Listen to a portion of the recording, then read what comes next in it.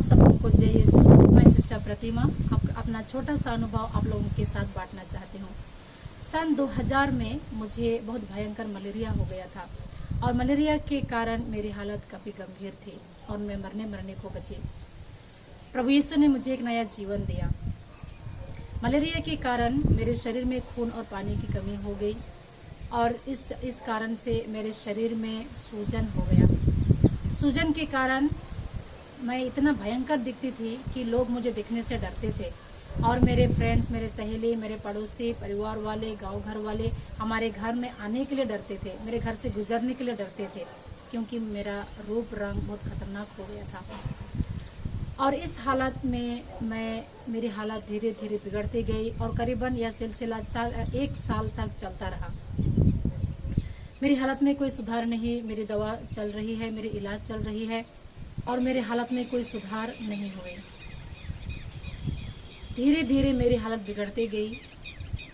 मैं लाश के समान पड़ी रही और मेरे परिवार वाले हर दिन हर रोज मुझे रिक्शा में सुला करके अस्पताल ले जाते थे। लोग, गांव के लोग देख करके सोचते थे कि ये परिवार वाले क्यों इतना परेशान हो रहे हैं, क्यों ऐसा पैसा खर्चा कर रहे हैं, ये बेटी तो बचेगी ही नहीं। और मेरे परिवार वाले भी परेशान, गरीब परिवार है और इलाज कैसे होगा बेटी का समझ में नहीं आ रहा है। और परिवार में पारिवारिक प्रार्थना मेरी चंगाई के लिए तो चल रही है, लेकिन कोई हालत में कोई सुधार नहीं है, कोई प्रभाव नहीं पड़ रहा है। मेरे पिताजी हर दिन हर रोज रो रो के मेरे लिए प्रार्थना करते हैं प्रभु यीशु के सामने। और ऐसी हालत में मेरे पिताजी रोज सुबह काम के लिए निकल जाते थे। और एक दिन की बात है, मेरा हालत कुछ ज्यादा ही बिगड़ गया और मेरे परिवार में बहुत सारे लोग इकट्ठे हो गए, मातम मना रहे हैं और मेरे पिताजी तब तक काम के लिए निकल चुके थे। गांव के एक भैया मेरे पिताजी को खबर देने के लिए गए कि आपकी बेटी अब नहीं रही।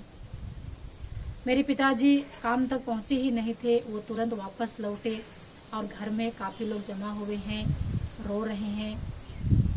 और मेरे पिताजी ने मुझे अपनी गोद में उठा लिया।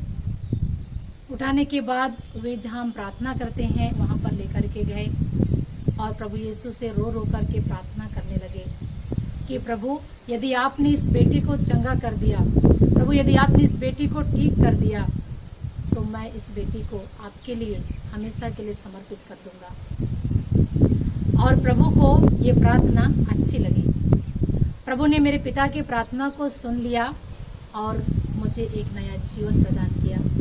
धीरे धीरे मेरे हालत में सुधार होने लगी।